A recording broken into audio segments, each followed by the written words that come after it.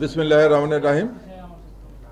উপস্থিত সাংবাদিক ভাই ও বোনেরা, ডিএমপি মিডিয়া সেন্টারে আপনাদেরকে স্বাগত জানাচ্ছি।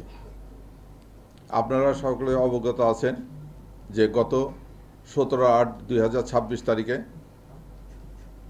ঢাকা মেডিকেলের ইএনটির অধ্যাপক আসাদুর রহমান সাহেব উনি যখন ওনার প্র্যাকটিস শেষ করে পপুলার ডায়াগনস্টিক সেন্টার থেকে যাচ্ছিলেন, তখন 5-6 জন দুষ্কৃতিকারী তাকে আক্রমণ করে এবং তাকে মারধর করে মারাত্মকভাবে আহত করে।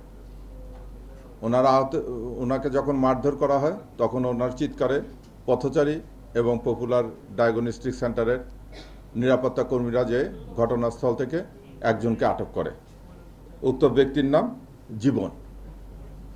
এই সংক্রান্তে পল্টন থানায় একটি মামলা দায়ের করা হয়। এই নৃশংস ঘটনার পরপরই ডিবি ছায়া তদন্ত শুরু করে থানার পাশাপাশি।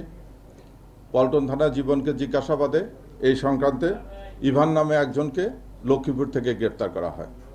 পরবর্তীতে ইভানকে ব্যাপক জিজ্ঞাসাবাদে ইভান স্বীকার করে যে তারা একটি গ্রুপ আছে, যে গ্রুপ দেশের বিভিন্ন ধনাঢ্য ব্যক্তি এবং পেশাগত যে সমস্ত বড় বড় ব্যক্তি আছে তাদেরকে টার্গেট করে তাদের ঠিকানা জোগাড় করে, তাদের পেশাগত তথ্য সংগ্রহ করে এবং তাদের নিকট থেকে মোটা অঙ্কের টাকা দাবি করে। একইভাবে তারা গত 27/7/2026 তারিখে আনোয়ার খান মেডিকেল কলেজের একজন অধ্যাপক, ওনার নাম ডক্টর আমিনুল হক, উনি ইন্টারনাল মেডিসিনের প্রফেসর, ওনাকেও এরকম চাঁদার দাবিতে ভয়ভীতি প্রদর্শনের জন্য ওনার গাড়ি আটক করে এবং ওনাকেও মারধর করে। সেই সংক্রান্ত ধানমন্ডি থানায় একটি জিডি হয়েছিল।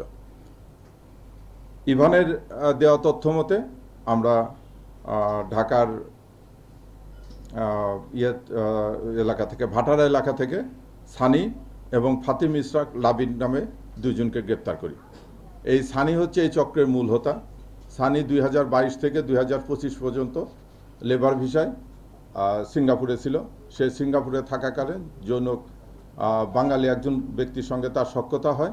সেই সখ্যতাতে ধরে তারা হুন্ডি ব্যবসায় জড়িয়ে পড়ে এবং হুন্ডি ব্যবসায় জড়িয়ে পড়ার পর সানি বিভিন্নভাবে প্রায় 5 কোটি টাকার মতো প্রতারিত হয় তার পার্টনার দ্বারা।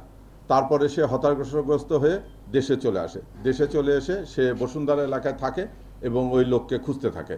এরই মধ্যে তার সঙ্গে একজন ব্যক্তির পরিচয় হয়, যে ব্যক্তি তাকে এই বুদ্ধি দেয় যে তুমি যে লস করেছো সেই লস কাভার করার জন্য আসো, আমরা একটা গ্রুপ করে এখানে বিভিন্ন ব্যবসায়ী এবং বিভিন্ন সমাজে প্রতিষ্ঠিত ব্যক্তি, তাদেরকে আমরা নাম, ঠিকানা, তাদের গাড়ি নাম্বার, তাদের ফ্যামিলি বায়োডাটা এগুলো সংগ্রহ করে তাদেরকে আমরা ভয়ভীতি প্রদর্শন করব এবং তাদের কাছ থেকে চাঁদা দাবি করব।